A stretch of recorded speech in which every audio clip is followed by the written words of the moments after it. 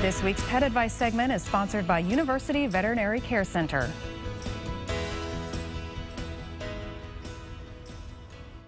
Well, listen up if you have cats. We're talking about feline retroviruses and keeping your feline friend healthy. Dr. Amy Guernsey with University Veterinary Care Center is now joining us. Good morning. Good morning. All right, feline retroviruses, what are they? So retroviruses in general are a category of viruses that infect host cells by injecting their DNA into them so that they can replicate. In the process, they destroy those host cells. On the human side, we most commonly think about HIV.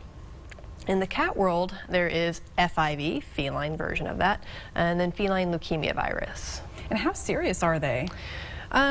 They can be pretty serious, but they're not the death sentence that they were 20 years ago. They certainly can compromise a cat's immune system. They can predispose cats to certain illnesses such as stomatitis, secondary infections, that sort of thing. But as long as we are managing them medically and making sure that we're doing appropriate preventative care, they can live really long, relatively happy lives. Oh, that is some good news. But do they easily spread? They can. Okay. So I kind of put them in two different categories. The feline leukemia virus can be shed in saliva, urine, and feces. So I call that the friendly cat virus because it can just be a matter of living with another cat, sharing litter boxes, sharing food bowls that can spread it.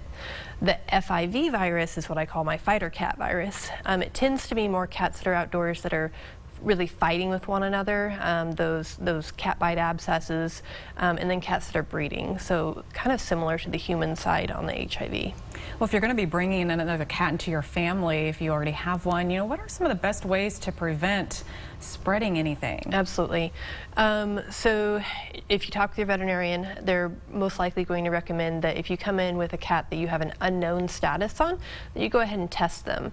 And that also goes for any cat that has gone outside and has unknown history of exposure, and certainly any cats that are showing clinical signs of the disease.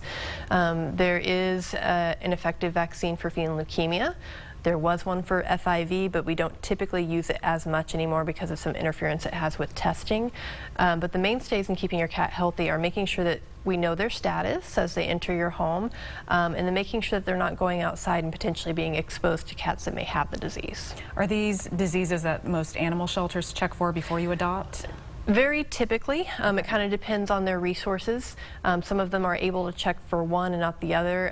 Sometimes they aren't able to check for either one. So it's always good to review those records with your veterinarian and see what gaps in that screening history there might be. Okay, Dr. Guernsey, thank you so much for being with us today and breaking that all down for us. And if you'd like more information about University Veterinary Care Center, just head over to universityvetcare.com.